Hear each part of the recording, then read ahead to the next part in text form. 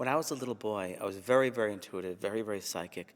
And as far as a little boy, I didn't know anything was special, or I just thought it was very, very natural when I began to see my deceased grandfather standing at the end of my bed.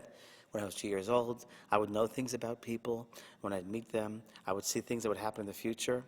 I remembered a very first experience in my life when I was 7 years old, and I went to my school teacher, the homeroom teacher, and I said to her, your son, John, he was hit by a car, but he's okay, he just broke his leg.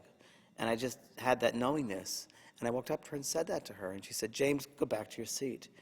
Within 15 minutes, the principal of the school came into the room and took the teacher out of the room.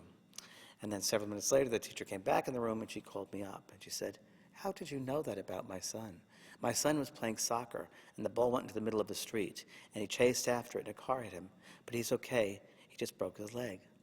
And I started crying. I started crying because I had the thought that, oh my gosh, if I thought this, I created this to happen. That was what I was thinking. And she said to me, no, James, God gives certain people certain abilities, or whatever the wording she used for that age. And she said, one day maybe you will help people with that. And I remember that very much so. So she was my first guide or teacher, really, if you will. And that was one of the first real strong experiences I had. But throughout childhood, I always had visions of things. I could see colors and lights around people, have this sense of knowingness about people. And also as a child, I was very, very aware many times how adults would speak, and there would be words coming out of their mouths.